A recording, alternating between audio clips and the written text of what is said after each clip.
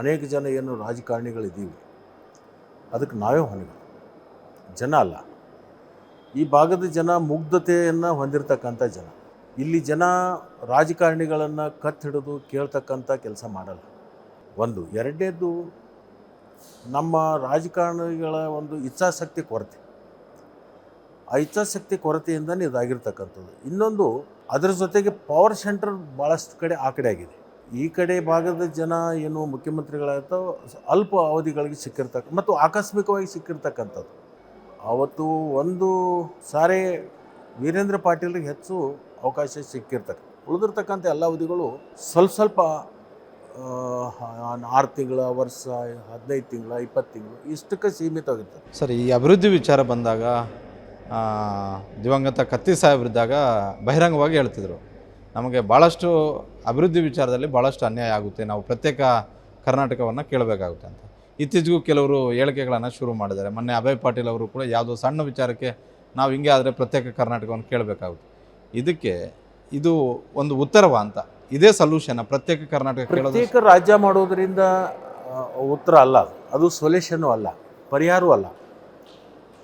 ನಾವು ಹೋರಾಟ ಮಾಡಿ ಸರ್ಕಾರದ ಗಮನವನ್ನು ಗಂಭೀರವಾಗಿ ಸೆಳೆದು ಈ ಭಾಗದಲ್ಲಿ ಆಗಬೇಕಾಗಿರ್ತಕ್ಕಂಥ ಅಭಿವೃದ್ಧಿ ಕೆಲಸಗಳೇನಿದೆ ಅದನ್ನು ಮಾಡಿಸ್ಕೊಳ್ಳೋದ್ರ ಮುಖಾಂತರ ಮಾಡಬೇಕವರಾಗಿ ಈಗ ಅನೇಕ ರಾಜ್ಯಗಳು ವಿಂಗಡಣೆ ಆಗಿರ್ತಕ್ಕಂಥದ್ದು ನಾವು ಕಣ್ಮುಂದೆ ಇದೆ.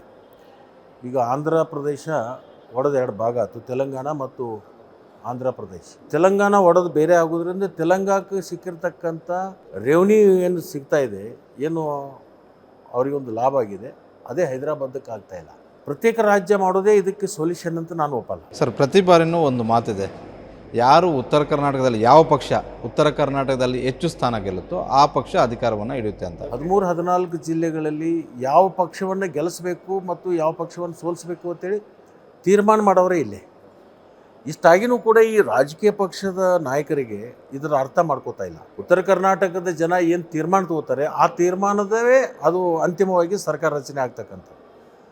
BJPಗಾದ್ರೂ ಅಷ್ಟೇ, ಕಾಂಗ್ರೆಸ್ಗಾದ್ರೂ ಅಷ್ಟೇ. ನೋಡಿ, ಕಾಂಗ್ರೆಸ್ ಗೆಲ್ಲಿಸ್ಬೇಕು ಅಂತ ತೀರ್ಮಾನ ಮಾಡಿದರೆ ಈ ಭಾಗದ ಜನನ ಗೆಲ್ಲಿಸ್ಬೇಕು, BJP ಗೆಲ್ಲಿಸ್ಬೇಕು ಅಂತೇಳಿ ತೀರ್ಮಾನ ಮಾಡಿದರೆ ಈ ಭಾಗದ ಜನನ ಗೆಲ್ಲಿಸ್ಬೇಕು. ಗೆಲ್ಲಿಸ್ಲಿಕ್ಕೆ, ಸರ್ಕಾರ ರಚನೆ ಮಾಡಲಿಕ್ಕೆ ಮುಖ್ಯಮಂತ್ರಿ ಗದ್ದಿಗೆವರೆಗೆ ಕೂಡಿಸೋವರೆಗೆ ಉತ್ತರ ಕರ್ನಾಟಕದವ್ರು ಬೇಕು. ಗದ್ದಿಗೆ ಮೇಲೆ ಕೂತ ಮೇಲೆ ಉತ್ತರ ಕರ್ನಾಟಕದ ಮರಿವು ಪ್ರಾರಂಭ ಆಗುತ್ತೆ. ಈ ಭಾಗದಿಂದ ಪ್ರತಿ ಚುನಾವಣೆಯಲ್ಲೂ ಕೂಡ ಜಾಸ್ತಿ ಜನ MLAಗಳು ಗೆಲ್ತಾರೆ.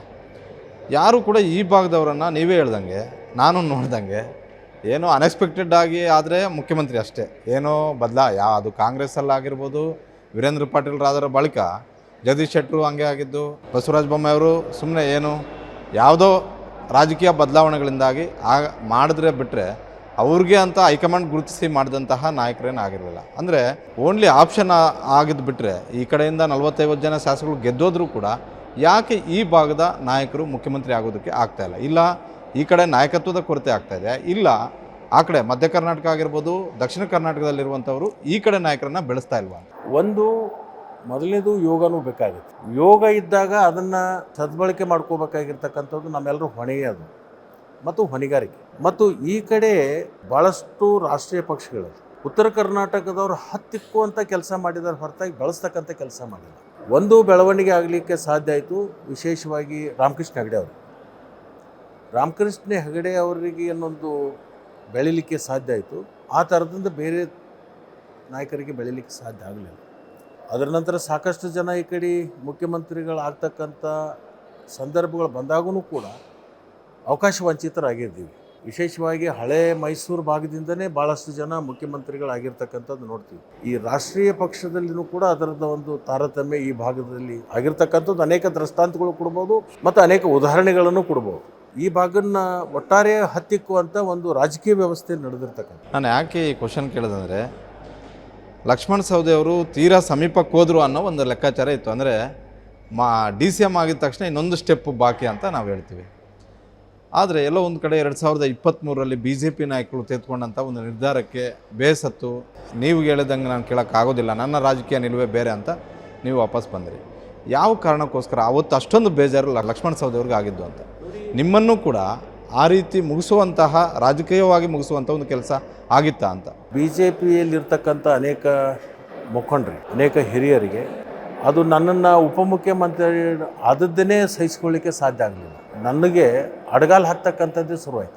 ನಿಮಗೆ ಹೇಳಬೇಕಂದ್ರೆ ನಾನು ಸಾರಿಗೆ ಸಚಿವನಿದ್ದಂಥ ಸಂದರ್ಭದಲ್ಲಿ ಯಾವುದಾದ್ರೂ ಒಂದು ಡೆವಲಪ್ಮೆಂಟಿಗೆ ನಾನು ಹಣ ಕೇಳಿದರೆ ಅನುಕ್ಷಣದ ಸುದ್ದಿಗಳಿಗಾಗಿ ವಿಸ್ತಾರ ನ್ಯೂಸ್ ಯೂಟ್ಯೂಬ್ ಚಾನೆಲ್ ಸಬ್ಸ್ಕ್ರೈಬ್ ಮಾಡಿ. ಹೊಸ ಸುದ್ದಿಗಳ ನೋಟಿಫಿಕೇಶನ್ಗಾಗಿ ಬೆಲ್ ಐಕಾನ್ ಕ್ಲಿಕ್ ಮಾಡಿ. ಲೇಟೆಸ್ಟ್ ಅಪ್ಡೇಟ್ಸ್ಗಾಗಿ www.vistaranews.com ವೆಬ್ಸೈಟ್ಗೆ ವಿಸಿಟ್ ಮಾಡಿ. ಅಂಗೈಯಲ್ಲೇ ಜಗತ್ತಿನ ಸುದ್ದಿ ತಿಳಿಯಲು ವಿಸ್ತಾರ ನ್ಯೂಸ್ ಕನ್ನಡ ಆಪ್ ಡೌನ್ಲೋಡ್ ಮಾಡಿ.